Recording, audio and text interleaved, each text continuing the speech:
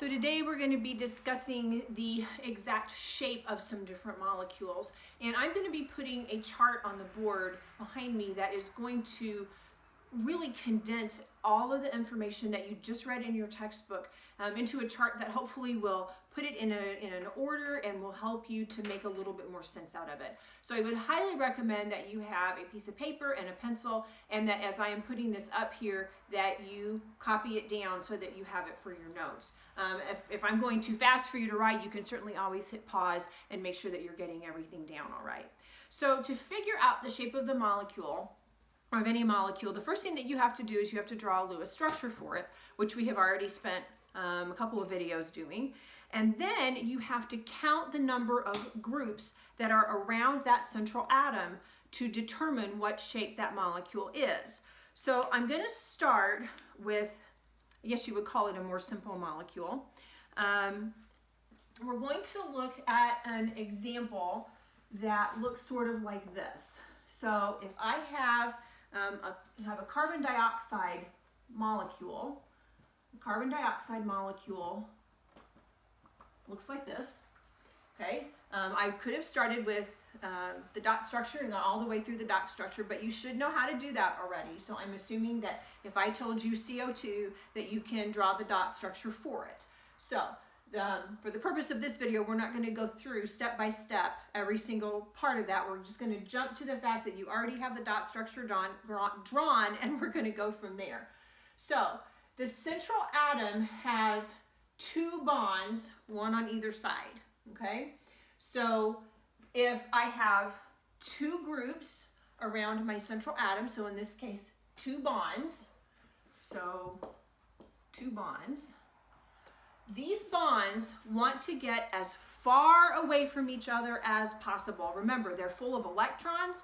Electrons are negatively charged, and likes are going to repel each other. So these guys want to get as far as possible as they can away from each other.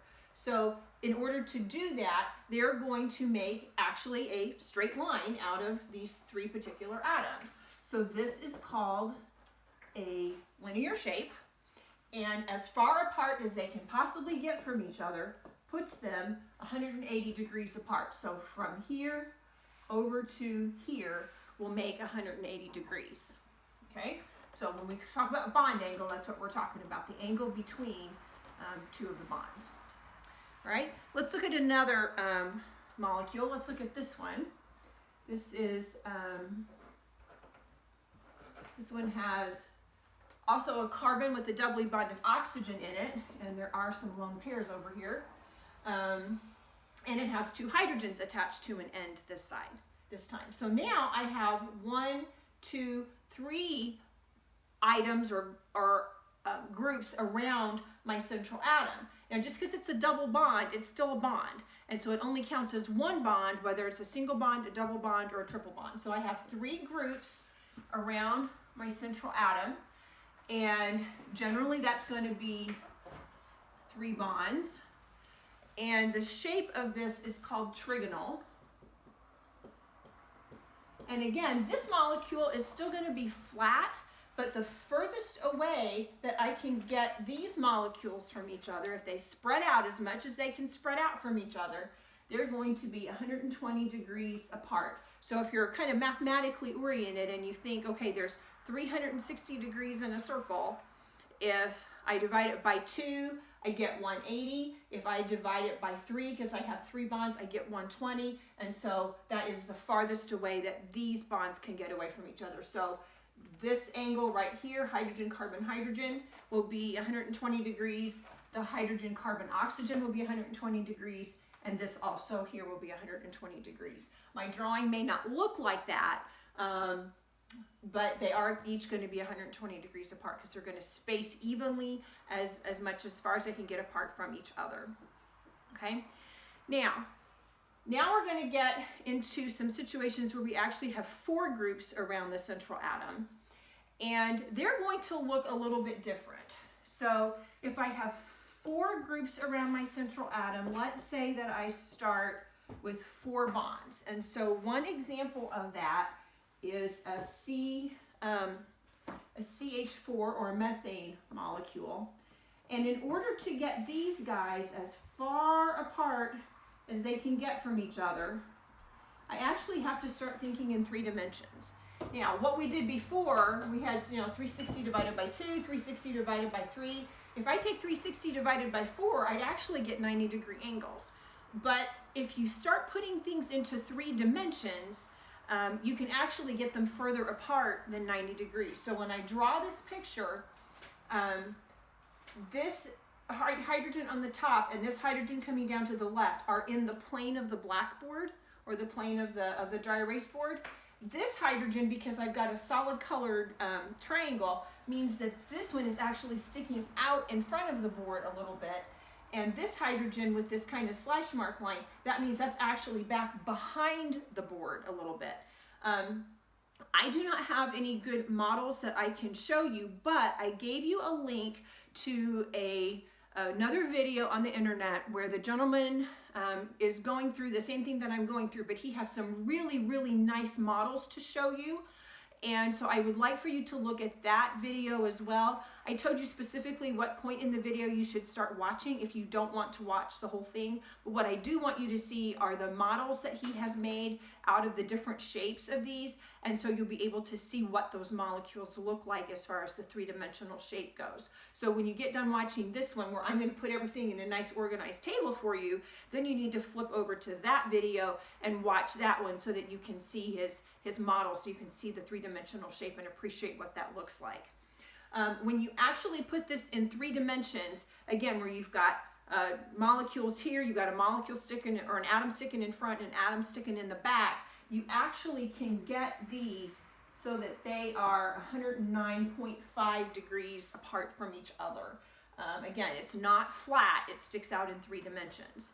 Okay, so what happens if I put 4 things around a central atom, but maybe one of them is a lone pair? So maybe I have 3 bonds and I have 1 electron pair. So an example of that would be an ammonia molecule that we did draw a dot structure for. So there's a lone pair up here, and I have a hydrogen here, and I have a hydrogen that sticks out front, and a hydrogen that's going to stick back behind the board.